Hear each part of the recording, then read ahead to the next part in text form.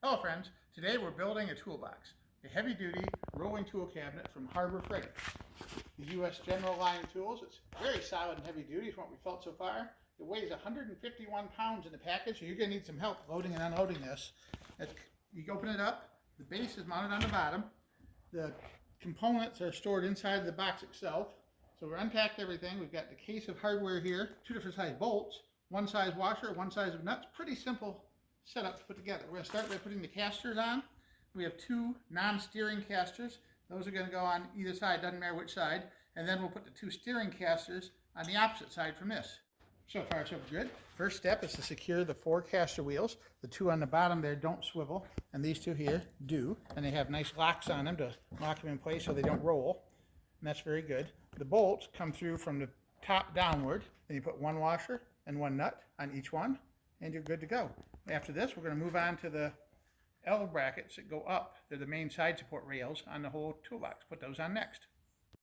All right, this isn't taking very long at all. We got the four support arms on, and there's actually little arrows on each one pointing upwards so you know which side to put facing upwards. Now we're going to put the cross braces on. You've got four of them, two long ones, a short one, and one with a bracket on it. The two long ones are going to go inside like this with the little tabs facing upward, and you're going to just line it up with these holes here. And the same thing, we're going to put the bolt through this side and reach around and put a washer nut on that side. We're going to go ahead and do that right now. All right, we've attached the two long cross pieces and the two short side cross pieces along with this handy little tray they've got for it.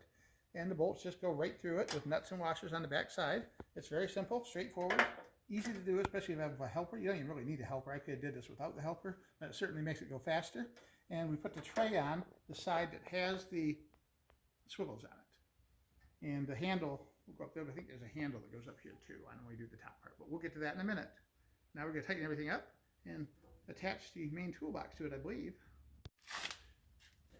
When installing these side brackets with the long bracket, make sure that the long bracket goes over the top of the side bracket, or else your screws on the side aren't going to press in and fit properly.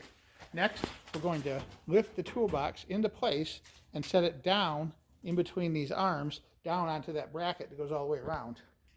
We're going to install the final four L brackets, and the L brackets actually go through the outer rings of the support rod and through the wall of the toolbox. And what it does is it stabilizes the toolbox and the brackets that go up and down to hold it in place.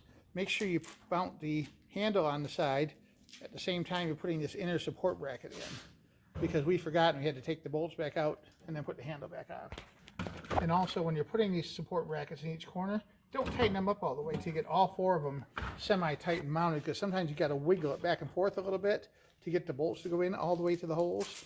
We even took a little screwdriver as a guide and put it through the hole, wiggled it around to line everything up. And the final step is the support arms, little hydraulic cylinders. They go from the outside inward, and you got one nut here and one nut up there. You're going to need a second wrench, 13 millimeter, to hold that from spinning in the back while you tighten a nut on it.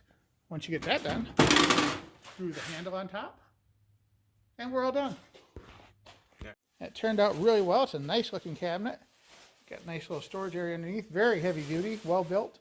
Got a tubular lock on the top. But U.S. General rolling tool cabinet from Harbor Freight. A really nice toolbox for the money.